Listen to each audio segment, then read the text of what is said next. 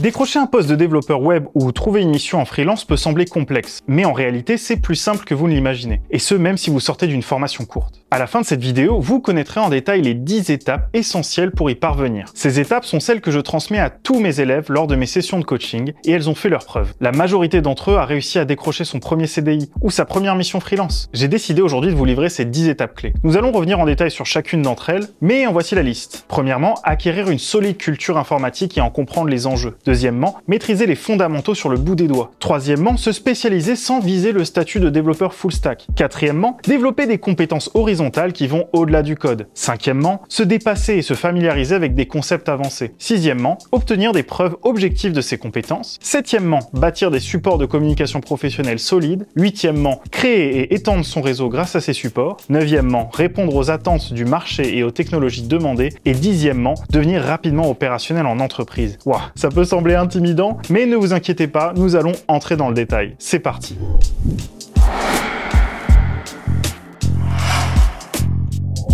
La première étape, quel que soit votre niveau actuel, consiste à acquérir une solide culture informatique. Selon moi, cette culture s'articule autour de 3 grands axes: l'histoire, le hardware et le software. L'histoire de l'informatique permet de comprendre d'où viennent les ordinateurs, comment ils ont évolué au fil du temps et quelles ont été les grandes révolutions technologiques comme l'avènement d'Internet ou des smartphones. Cette connaissance historique vous aidera à mieux appréhender les enjeux actuels du secteur et à anticiper les tendances futures comme l'essor de l'intelligence artificielle. Intéressez-vous aux personnages clés comme Alan Turing ou Steve Jobs et à leur rôle et leur importance dans l'histoire de l'informatique. Ensuite, il y a les connaissances en matériel, en hardware. En tant que développeur, notre rôle consiste à faire le lien entre l'humain et la machine. Il est donc essentiel de comprendre comment ces machines fonctionnent, quels sont leurs composants principaux, processeurs, mémoire vive, disque dur, etc. et comment ils interagissent entre eux. Comprendre le hardware, c'est comprendre comment un ordinateur traite l'information dans son unité la plus fondamentale, le bit. Je ne vous invite pas à apprendre à calculer en binaire, mais simplement à comprendre l'encodage et les flux d'informations. Enfin, parlons software. Tout comme pour le hardware, avoir connaissance de la pyramide d'abstraction de nos langages nous permet d'être humbles face à la machine.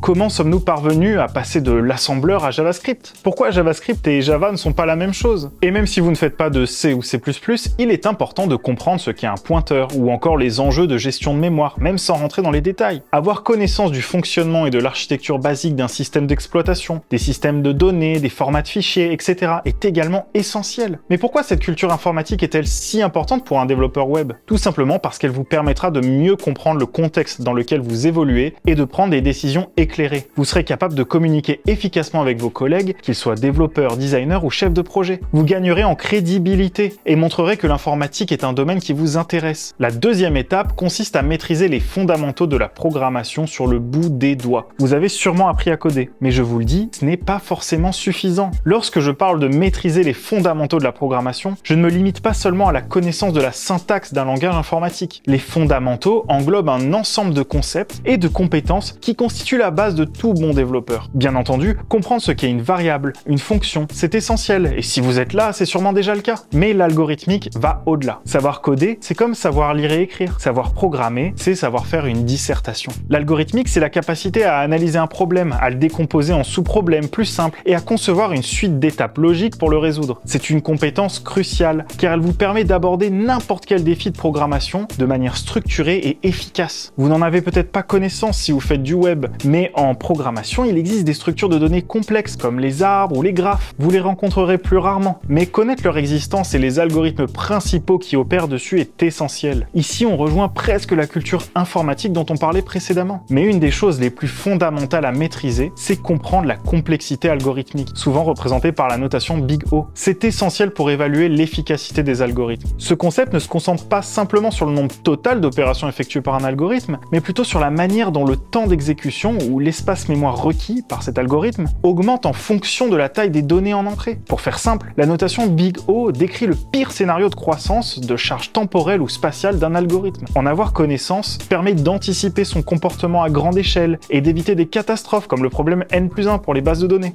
C'est un très vaste sujet et on reviendra peut-être peut-être dessus dans une future vidéo. D'ailleurs, pensez à vous abonner à la chaîne pour ne rater aucune nouvelle publication. Ah, et à liker cette vidéo si elle vous apprend des choses bien entendu. La troisième étape consiste à vous spécialiser. Contrairement à l'idée reçue, viser le statut de développeur full stack n'est pas toujours la meilleure stratégie, surtout en début de carrière. Je ne suis pas d'accord avec la phrase moyen en tout, bon en rien. Je préfère nuancer en disant bon en tout, mais expert en rien. Se spécialiser, que ce soit en développement front-end ou back-end, présente de nombreux avantages. Tout d'abord, cela vous permet de vous démarquer sur le marché en devenant expert dans un domaine précis. Les entreprises recherchent souvent des profils pointus, capables de résoudre des problèmes complexes et d'apporter une réelle valeur ajoutée. En vous spécialisant, vous augmentez vos chances de décrocher des postes ou des missions plus intéressantes et mieux rémunérées. Les entreprises ou projets qui recherchent des spécialistes disposent en général d'un bien meilleur budget que celles qui recherchent à tout prix des full stack, comme les startups. En devenant expert dans un domaine, vous pourrez ainsi vendre plus cher votre expertise. Les entreprises seront prêtes à investir davantage pour des profils spécialisés, capables de résoudre des problèmes spécifiques et d'apporter une réelle plus-value. Vous pourrez ainsi négocier des salaires ou des tarifs plus élevés, en adéquation avec votre niveau d'expertise. Cela ne signifie pas pour autant que vous devez vous enfermer dans une seule spécialité. Au contraire, devenir développeur full stack vient naturellement avec le temps et l'expérience. Les langages de programmation se ressemblent tous à 99%. Les concepts fondamentaux sont souvent les mêmes. Les disciplines du développement web ne sont pas hermétiques, elles s'enrichissent mutuellement. En maîtrisant parfaitement un domaine, vous aurez plus de facilité à en appréhender un autre. Comme on dit, qui peut le plus peut le moins. Cependant, en début de carrière, votre temps est limité, et votre énergie aussi. Il est donc préférable de concentrer vos efforts sur une spécialité pour en tirer le meilleur retour sur investissement.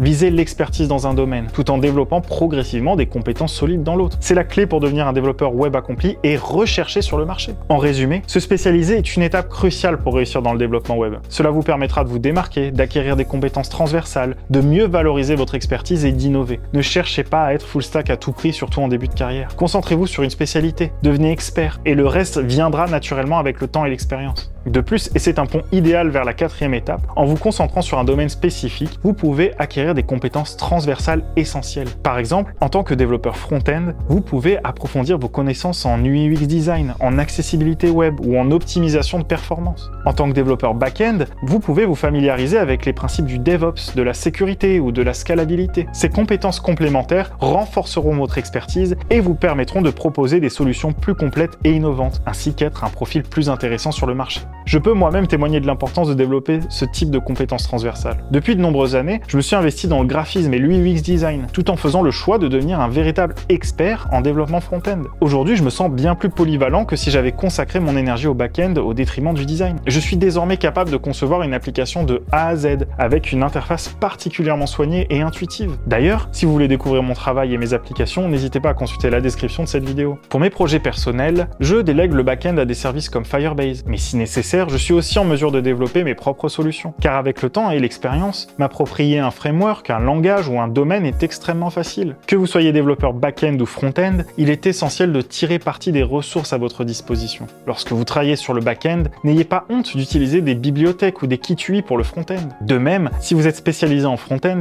n'hésitez pas à recourir à des solutions low-code ou des services clés en main pour le back-end. Vous n'imaginez pas la valeur ajoutée qu'un expert doté de compétences transversales peut apporter à un projet. En optant pour cette stratégie, vous façonnerez un profil unique et incontournable sur le marché. Votre polyvalence et votre capacité à appréhender un projet dans sa globalité feront de vous un atout précieux pour les entreprises, et surtout très recherché. Alors n'ayez pas peur de sortir de votre zone de confort et d'explorer des domaines connexes à votre spécialité. C'est ainsi que vous deviendrez un développeur web complet et recherché. Mais je le sais, trouver des ressources pour appréhender toutes ces choses, c'est difficile. Souvent, on ne sait pas comment se former, si l'information est fiable, etc. Par exemple, en UI UX design, c'est difficile de trouver le bon point d'entrée. Et vous le verrez, ça l'est encore plus pour l'étape numéro 5 qui consiste à vous dépasser et vous familiariser avec des concepts avancés. D'après moi, 2 compétences permettent de passer au niveau expert quand on est développeur. Le Domain Driven Design, ou DDD, et la Clean Architecture. Ces 2 approches complémentaires vous aideront à structurer votre code de manière efficace, maintenable et évolutive. Commençons par le DDD. Cette méthodologie vous invite à vous concentrer sur le cœur métier d'un projet, à modéliser un domaine en étroite collaboration avec les experts de celui-ci. Le DDD, c'est ce qui permet de partir d'un tableau blanc et de comprendre ce qu'on vous demande. Grâce à lui, les solutions apparaissent naturellement Justement, en appliquant les principes du DDD, vous serez en mesure de créer un langage commun qu'on appelle Ubiquitous Language. Celui-ci permettra une meilleure communication entre vous et les parties prenantes au projet. Vous apprendrez à identifier les agrégats, les entités et les objets valeurs qui composent votre domaine et à les organiser de manière cohérente. Vous avez l'impression de ne pas coder en orienté objet? C'est sûrement car le domaine n'a pas été défini correctement. Sinon, les objets, justement, vous les verriez apparaître naturellement. Le DDD permet de créer un domaine mapping, c'est-à-dire une représentation à plat des besoins et du projet. C'est lui qui permet de découper en features, ou plus exactement de définir ce qu'on appelle des bounded contexts. C'est lui qui met en lumière les possibles effets de bord et les services externes auxquels il va falloir recourir. Le DDD, c'est un domaine extrêmement vaste, et je reviendrai dessus dans de futures vidéos, c'est évident. La clean architecture, quant à elle, est un style architectural logiciel popularisé par le fameux Robert C. Martin. Elle consiste à séparer en couches indépendantes les différentes parties d'une application. La présentation, l'application, l'infrastructure, mais surtout le domaine, qui va être la transcription parfaite du travail effectué grâce au Domain Driven Design. La clean architecture permet de facilement tester et moquer notre code, de le rendre fiable, facilement évolutif, indépendant de toute librairie. Elle permet de mettre en œuvre des stratégies de programmation fonctionnelle pour la gestion des erreurs, mais aussi et surtout de rendre votre code base agnostique de tout framework. Maîtriser le développement en clean architecture, ça prend du temps, c'est difficile, mais vraiment, ça vous fait passer un cap incroyable en termes d'expertise. Pour revenir à ce que je disais plus tôt concernant les ressources, c'est assez difficile de se lancer dans ces domaines, que ce soit l'UI UX design, le DDD ou la clean architecture. Dans le futur, sur cette chaîne, je vais essayer de vous transmettre un maximum de choses sur ces points, ainsi que sur toutes les autres étapes que j'ai évoquées. Mais il est évident que ce sont des apprentissages conséquents. Cette année, j'ai pour ambition de créer 2 premières formations dans le cadre d'un programme plus complet que j'ai appelé Dev Boosters. Le but est de vous transformer en expert, de vous rendre incontournable sur le marché et de vous assurer un avenir. Vous l'aurez peut-être deviné, mais les étapes dont je parle dans cette vidéo peuvent être vues un peu comme des modules. Et c'est exactement ces modules que j'aimerais mettre en œuvre dans les Dev Boosters. Le premier module ou formation que j'aimerais publier traitera de l'UI UX design. Le second module ou formation sera lui dédié au DDD et à la clean architecture. C'est pour moi les 2 points qui peuvent le plus rapidement et le plus efficacement vous faire passer un cap.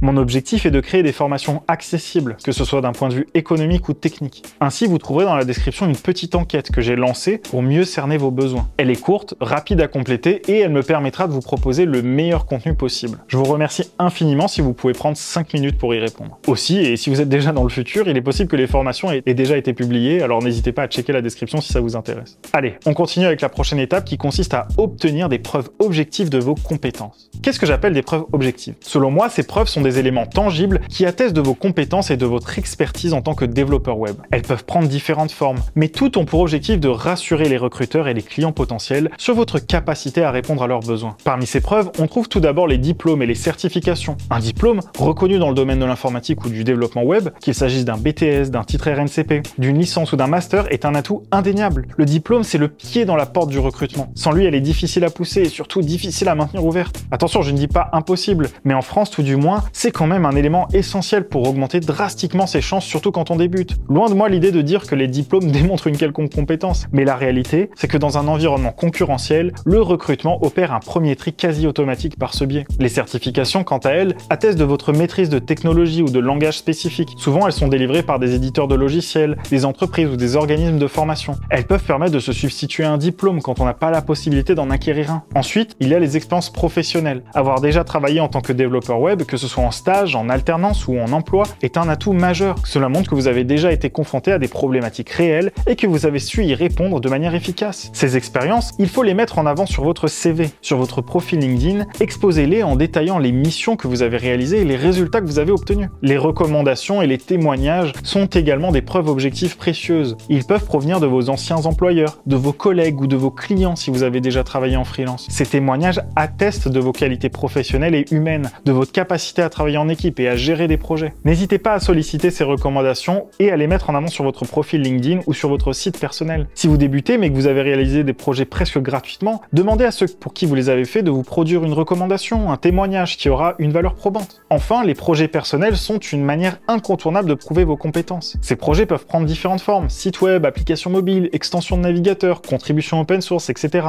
L'important est de les choisir avec soin et de les présenter de manière professionnelle, en expliquant les technologies utilisées, les défis rencontrés et les résultats obtenus. Vous verrez, on va revenir sur ce dernier point juste après. Si vous cherchez votre premier emploi ou première mission, je sais que c'est une étape très difficile, une des plus cruciales et on n'a pas souvent ces ressources. D'ailleurs, c'est souvent une de celles qui fait le plus peur aux élèves que je coach, mais on trouve toujours un moyen de s'en sortir. L'étape suivante consiste à bâtir des supports de communication efficaces pour votre profil ou votre offre de freelance. Bien sûr, la première pierre, c'est votre CV. Je reviendrai dans de futures vidéos sur celui-ci. Mais sachez sachez que je compte aussi beaucoup aborder le sujet dans mes posts LinkedIn. N'hésitez donc pas à me suivre là-bas, vous avez mon profil en description. Pour faire simple, votre CV doit être orienté développement. Si vous êtes en reconversion, n'évoquez vos expériences passées que si vous arrivez à les mettre en perspective du métier de développeur web. Il vaut mieux un CV avec des témoignages de petites interventions ou de projets personnels plutôt qu'un fourre-tout qui ne démontre que votre insécurité. Essayez également d'orienter votre CV autour de vos skills. Regardez les offres d'emploi qui concernent vos compétences et ajoutez clairement ce que vous savez faire. Intégration de maquettes, création d'API, mise en place de CI/CD sur GitHub, etc. Indeed et autres job boards débordent de skills que vous pouvez intégrer. Vous pouvez mettre les langages et technos que vous maîtrisez, mais les skills, c'est ce qui permettra à votre profil de matcher avec une offre. Au-delà du CV, vous devez exposer votre travail, mais aussi en parler. On vous conseillera souvent d'avoir un portfolio ou un blog. Eh bien, vous savez ce que je recommande à mes élèves lors de mes sessions de coaching? De créer un blogfolio. C'est le meilleur des deux mondes. En gros, vous avez une landing page qui reprend des éléments de votre CV, mais aussi une liste de projets personnels dont vous détaillez la réalisation dans des articles de blog. Ces projets n'ont pas besoin d'être des mastodontes absolus. Même la création d'un carrousel en React, c'est probant. Je sais que c'est difficile d'écrire et de raconter, ça s'apprend avec le temps. J'aide d'ailleurs beaucoup mes élèves sur ce point. Mais grâce à ces supports, vous allez être en mesure de créer et étendre votre réseau professionnel, qui est d'ailleurs l'étape suivante. Le meilleur moyen de décrocher un job ou une mission, c'est le réseau. C'est d'ailleurs ce que tout le monde vous dit sur Internet, et notamment les influenceurs freelance sur YouTube. Mais personne ne vous explique ce qu'est un réseau et comment le bâtir. Déjà, il faut distinguer le réseau virtuel et le réseau réel. Le réseau virtuel, c'est votre présence sur Internet, sur LinkedIn, sur votre blog, qui permettent de le bâtir. C'est en apportant de la valeur aux autres qu'ils vous reconnaîtront et noueront des liens avec vous. J'abordais la notion de build in public avec un de mes élèves et j'aimerais vous en faire part. Le build in public, c'est une stratégie qui vise à partager avec le public la création d'un produit, d'un service. Il consiste à expliquer les objectifs, les obstacles rencontrés et les solutions découvertes. C'est un outil de communication extrêmement puissant. Et dans le cadre de votre recherche de mission ou d'emploi, vous êtes le produit. Donc la stratégie consiste à vous-même vous build in public. C'est simple, vous lancez un projet perso et chaque matin sur LinkedIn, vous racontez ce que vous avez fait la veille. Bon, écrire sur LinkedIn, c'est tout un art et c'est pas si facile, mais vous y arriverez de mieux en mieux avec le temps. Ensuite, et c'est là que c'est fort, vous pouvez recompiler vos posts en articles et les utiliser pour construire votre blogfolio. Et oui, tout est lié. Mais le plus important si vous voulez gagner en crédibilité, en visibilité et donc obtenir de la preuve sociale, c'est de faire aux autres ce que vous voudriez qu'ils fassent pour vous. Partagez, commentez, participez aux publications des autres sur LinkedIn. Vous verrez qu'ils vous rendront l'appareil. Voici comment développer son réseau virtuel. Maintenant, passons au réseau réel qui est largement plus puissant. Selon moi, le moyen le plus simple d'étendre son réseau réel quand on part de zéro, c'est de rejoindre un espace de coworking. J'ai déjà fait pas mal de contenu sur le sujet sur la chaîne. Mais pour résumer, ça vous permet de rencontrer un large panel de gens qui ont souvent des intérêts communs avec vous. Au fur et à mesure, vous lirez des amitiés ou des relations professionnelles intéressantes. Dans la vraie vie, comme sur LinkedIn, apportez de la valeur aux autres coworkers, notamment à ceux qui ne baignent pas dans la tech. Vous verrez qu'ils penseront à vous s'ils entendent parler d'une opportunité. Alors oui, je sais, louer un bureau dans un espace de coworking, ça coûte cher, à peu près 300 € par mois. Mais le retour sur investissement est incroyable. Malheureusement, j'en suis conscient, tout le monde n'a pas ce type d'espace proche de chez lui ou les finances pour le rejoindre. Contentez-vous alors d'abord de bâtir un réseau virtuel et de produire du contenu. C'est déjà très bien. L'étape suivante, c'est de bien entendu répondre aux attentes du marché en termes de compétences et de technologie. Et ce n'est pas évident. En effet, il faut trouver le juste milieu entre des compétences rares et recherchées et ce que propose votre bassin d'emploi. Renseignez-vous sur les entreprises présentes dans votre région, sur leurs besoins en termes de compétences et de technologie. Bien sûr, vous pouvez viser le full remote, mais pour un premier emploi, c'est souvent très difficile. Si votre bassin d'emploi est principalement composé d'entreprises utilisant des technologies plus traditionnelles, comme PHP ou Java, il peut être judicieux de consolider vos compétences dans ces domaines, tout en gardant un œil sur les tendances émergentes. L'objectif est de trouver un équilibre entre les compétences recherchées au niveau global et les besoins spécifiques de votre marché local. Cela vous permettra de maximiser vos chances et de décrocher un emploi ou une mission qui correspond à vos aspirations. Pour y parvenir, le plus simple reste encore de regarder les offres d'emploi dans votre secteur. Mais n'hésitez pas aussi à regarder à l'inverse ce que proposent les freelances dans votre région pour vous positionner.